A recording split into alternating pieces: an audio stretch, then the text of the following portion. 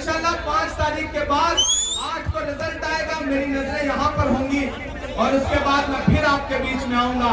और इस बार आप इन्हें एमएलए बना के भेजो, हो सकता है हम इन्हें कुछ और बना के वापस भेजें। और जो पिछली बार वादा किया था ना, उसको देर से पूरा कर रहा हूं, लेकिन इतना कह रहा हूं कि जिस बूथ पर अब आपकी भी जिम्मेदारी है, 5 साल में आपने एक आध बार जिद की होती तो मैं आ ही गया होता। इस बार आप कोशिश करना मोहन भाई कि जिस बूथ पर सबसे ज्यादा वोट से आप जीतो, मुझे खुद वहां एक आध बार चाय पीने के लिए ले चलना। जब आप चाहोगे मेरे घर आ जाना, मुझे अपनी गाड़ी में बिठाना और फिरोजपुर झिरका बरकली चौक लेकर के आ जाना। मैं यहाँ के लोगों से, यहाँ के मोहब्बत करने वालों से मिलूंगा, इंशाल्लाह आपका शुक्रिया अदा करूंगा। मामन की जीत आपकी जीत होगी, मामन की जीत मेवात की जीत होगी। बहुत शुक्रिया।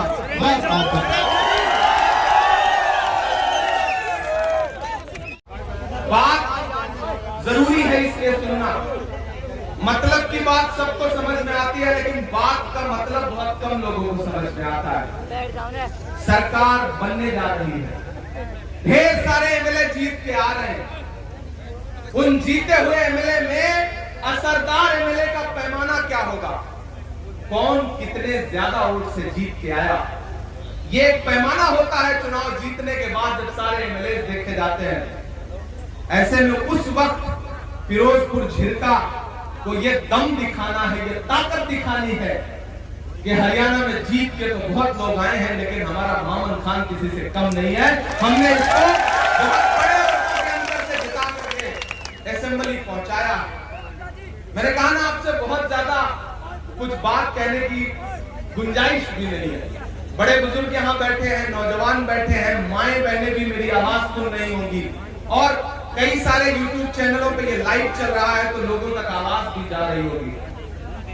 मुझे हैरत है कि यहाँ के भाजपा के लोग अभी भी झंडा लेके घूम पा रहे हैं, उनमें इतना लिहाज बचा है, उनको शर्म नहीं आ रही है कि यहाँ तक जीतने का कोई मतलब नहीं है तो फिर घूमने की जरूरत क्या है। मुकाबला एक तरफा है, लेकिन लोकतंत्र है, सारे मिला करके जितना पाएंगे उससे 3 गुना से तो मामन जीतने जा रहा है। जा रहा है कि नहीं जा रहा है? जा रहा है कि नहीं जा रहा है? ये जो आपका जोश है, मुझे पता है वो लोग रैली में तो नहीं आए होंगे, लेकिन लाइव देख जरूर रहे होंगे। आज नींद तो नहीं आनी है तुम्हें, क्योंकि इस तपती दोपहरी में जो हुजूम उमड़ के आया है, एक बहुत थोड़ा सा साया है, लगातार इतनी गर्मी है, पसीना है, नया पाने की चाहत में पुराना छूट जाता है, तुझे अपनाऊं तो मुझसे जमाना रूठ जाता है। मोहब्बत पढ़ने लिखने में बहुत आसान है, लेकिन मोहब्बत को निभाने में पसीना छूट जाता है। मेरे भाई, मुझे पता है आप कांग्रेस पार्टी से, मामन से, इमरान प्रतापगढ़ी से, मरहूम अहमद पटेल साहब से बहुत मोहब्बत करते हैं।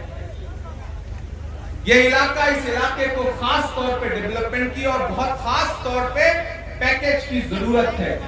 मैं भी बैठ के मामन साहब से यही कह रहा था कि जब सरकार बन रही हो तो अभी से प्लान बनाइए कि कौन कौन से मुद्दे हैं जिसपे सरकार से लड़के अपना हक लेना है, अपनी सरकार से लड़के अपना हक लेना है। इस इलाके को तालीमी इदारों की जरूरत है। ये इलाके वो इलाके हैं जहां के नौजवानों में बहुत ताकत है, बहुत ऊर्जा है, बहुत एनर्जी है, बहुत सलाहियत है। अगर इनको तालीम के रास्ते पे लाया जाएगा और अगर तालीमी इदारे यहाँ पर बनाए जाएंगे तो इंशाअल्लाह आने वाले दिनों में इसी भीड़ में से बैठा हुआ कोई लड़का IAS बनेगा, कोई IPS बनेगा, कोई जज बनेगा, कोई पुलिस में जाएगा और इस इलाके का नाम रोशन करेगा। मेवात को जिस तरह से पूरी दुनिया में बदनाम करने की साजिश की जाती है, आज का ये जो इलेक्शन है और आज की जो रैली है, हमें यहाँ अहद करके उठना है कि आने वाले दिनों में जब सरकार बन जाएगी तो हम अपनी सरकार से, और मामन भाई मैं आपसे वादा करता हूँ, आप यहाँ पर, आपको नेता प्रतिपक्ष भूपेंद्र हुड्डा साहब भी बहुत पसंद करते हैं, पूरी पार्टी पसंद करती है। आप यहाँ की एक लिस्टिंग करिए, एक प्रोग्राम बनाइए कि कौन कौन से जरूरी काम है जिनके लिए सरकार से लड़के अपना हक लेना है।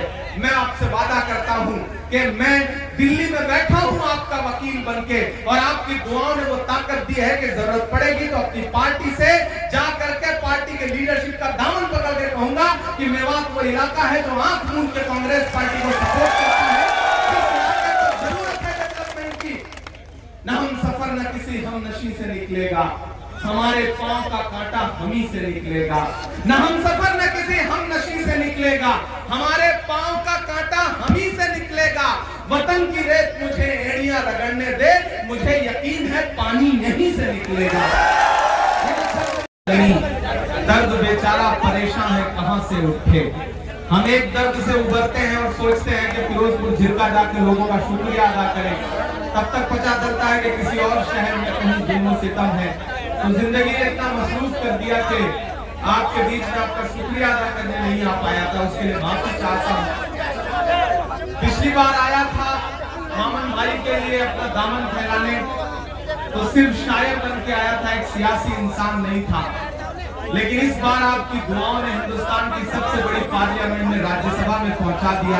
यह आपकी दुआओं के सदके में हुआ है, तो आपका बेहद शुक्रिया अदा करता हूँ। थोड़ी देर आपसे गुफ्तगू करूंगा, मुझे पता है धूप बहुत ज्यादा है, इधर जो साथी हैं वो भी बैठे रहेंगे, सुकून से सुनेंगे, तो शायद मैं 10-15 मिनट कुछ बेहतर बोल पाऊंगा। हमारी बहन मुमताज पटेल साहिबा यहाँ बैठी है, हमारा साथी राहुल राव यहाँ बैठे हैं, AICC से जो हमारे ऑब्जर्वर्स लगे हैं, जो हमारे इलेक्शन के विभाग के साथी फहीम कुरैशी साहब, बाकी जो जिम्मेदार साथी हैं, मेवात के जो सरपंच हैं। आप जैसे बैठो मैं चुप करा लूंगा। मामन भाई मेरा रोज का काम है, ये भी चुप हो जाएंगे, ये बिल्कुल ऐसे चुप हो जाएंगे जैसे आजकल अडवाणी जी चुप रहते हैं। आप बस बैठे रहें, थोड़ी देर मुझे काम करने दो। आप बहुत अच्छे लोग हैं, आपसे मेरा रिश्ता कोई पहले दिन का नहीं है। जब अहले खिरत की बातों पर कुछ जाहिल शोर मचाते हो, जब अहले खिरत की बातों पर कुछ जाहिल शोर मचाते हो, जब बुलबुल हो तस्वीरें चमन और कौवे गीत सुनाते हो, जब चिड़ियों के इन घोंसलों में कुछ सांप उतारे जाते हो, जब माली अपने हाथों से गुलशन में आग लगाते हो, इस हाल में हम दीवानों से तुम कहते हो खामोश रहो। हम लोग अनल हक बोलेंगे, हम लोग अनल हक बोलेंगे, हम बोलेंगे। मैं आपके बीच में आज एक सियासी मौके पर गुफ्तगू करने के लिए आया हूं। मेवात वालों, ये वो इलाका है जिससे मेरा रिश्ता कोई नया नहीं है। मैं आपके सुख में, आपकी खुशियों में शामिल होने भले ना आ पाया रहा हूं, लेकिन जब भी इस इलाके में कहीं एक भी आंसू बहा होगा, किसी बेगुनाह का एक बूंद खून बहा होगा, तो इमरान प्रतापगढ़ी आपके दर्द में शामिल होने जरूर आया है। तारीख इस बात की गवाह है।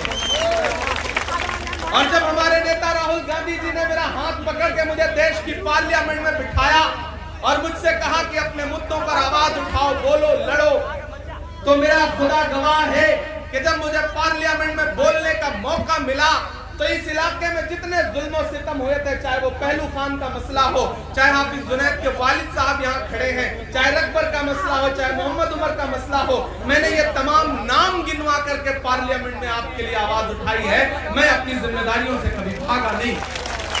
मेवात वालों, आपसे मेरा एक जज्बाती रिश्ता है, उस रिश्ते की बुनियाद पर यहाँ खड़ा हूँ। पिछले बार मैं आपसे कहने आया था कि मामन आपके अपने हैं, इन्हें जिता करके असेंबली पहुंचाइए। तब हालात थोड़े साकार नहीं थे, लेकिन शुक्रिया फिरोजपुर झिरका की आवाम का कि आपने सिर्फ जिताया नहीं बल्कि इतने ज्यादा वोटों से जिताया कि पूरा हरियाणा चौंक गया था मामन खान की जीत पर। और पूरे 5 साल हम बहुत सारी जगहों पे वोट मांगने के लिए जाते हैं और बाद में जीतने के बाद जब काम करते हुए लोगों को नहीं देखते तो अफसोस होता है कि यार हम गए थे, दामन फैला के आए थे।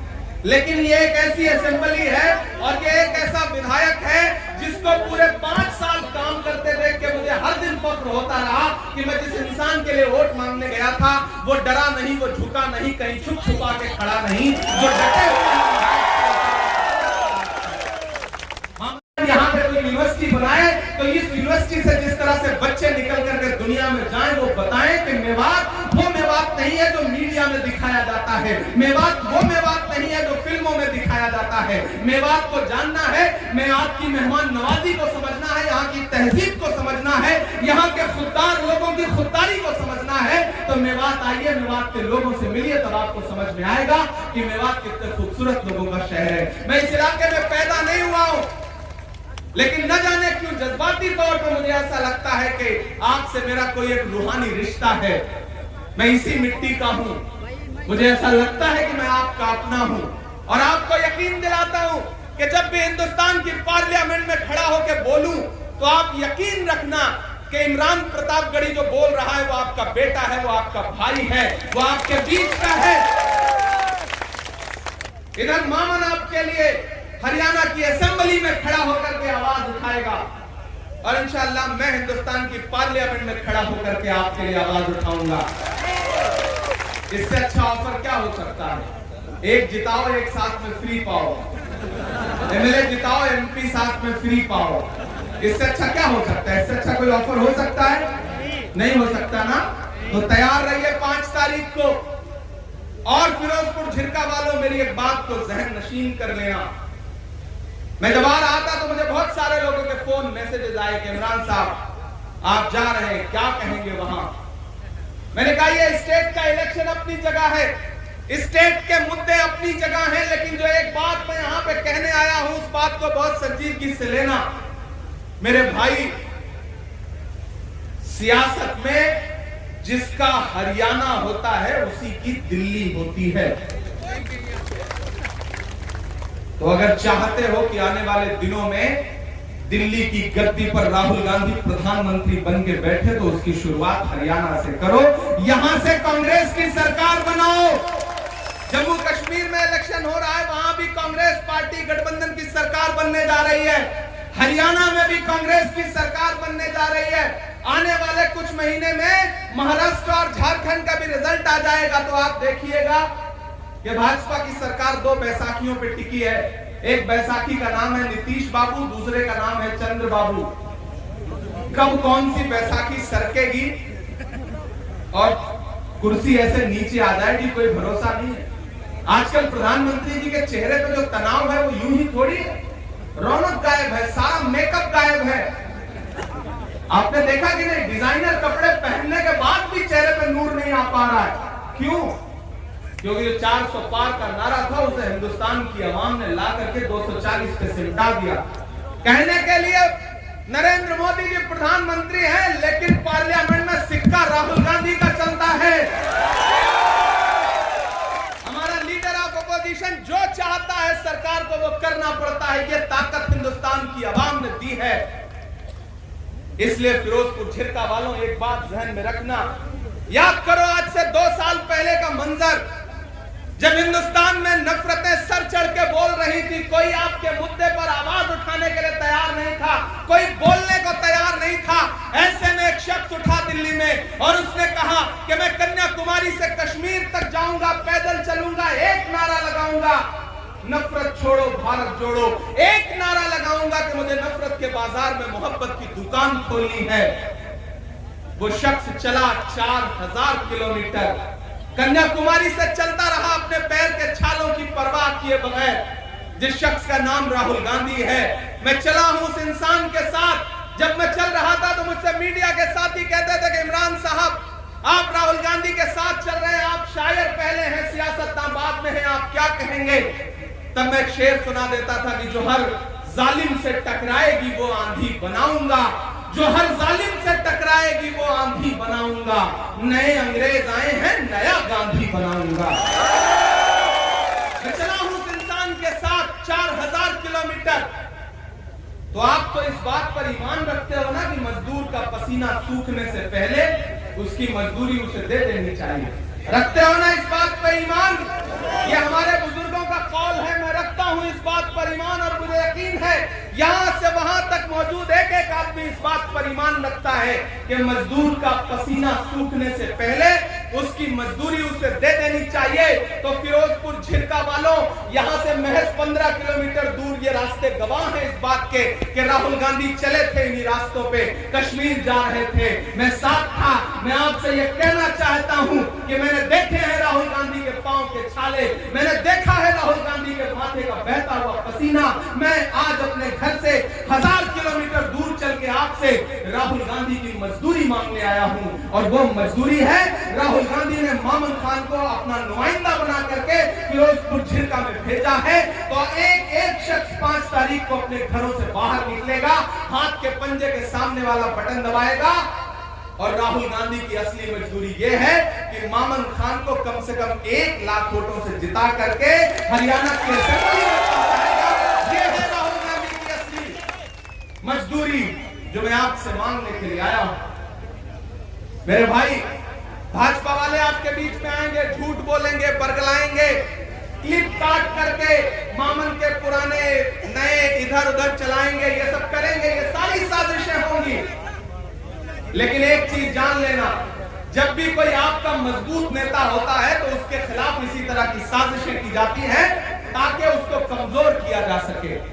मामन आपका एक मजबूत चेहरा है, मजबूत आवाज है, इसे और ताकतवर करिए, इसे असेंबली में पहुंचाइए। धूप बहुत ज्यादा है, मैं कुछ शायरी नहीं सुनाऊंगा तो आप ये कहेंगे कि देखो सबकी तरह भाषण सुना करके चला गया। मैं शायरी भी आपको सुनाऊंगा। आप थके नहीं है ना? नहीं थके है ना? हाँ, तो मैं आपको शायरी